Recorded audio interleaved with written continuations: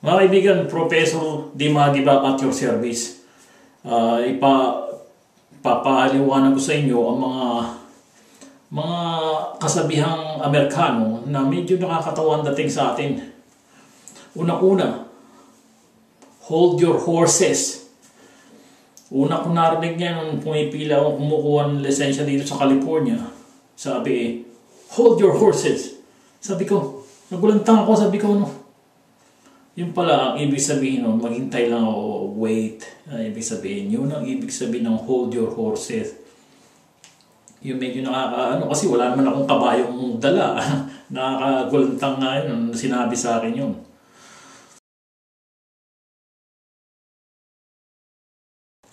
Pangalawa, na Amerikanong kasabihan na sinasabi ay yung throw me a bone.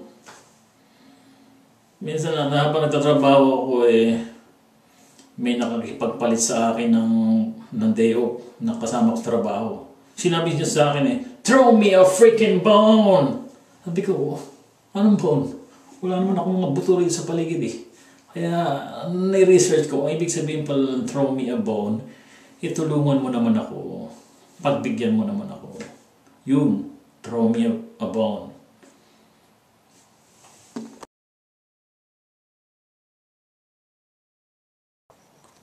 Ang huling babangkitin ko sa inyo na kasabihan sa Amerika na lately lang na gagamit ito yung latest dito ngayon.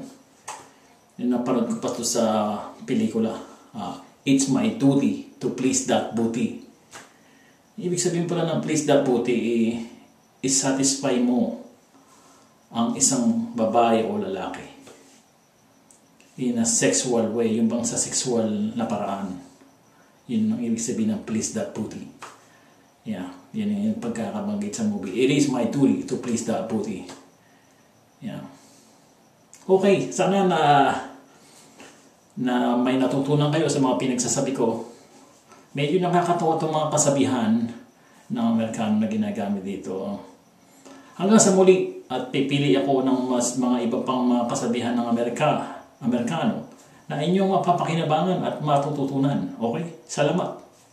Ito po si Professor Dimagiba at your service.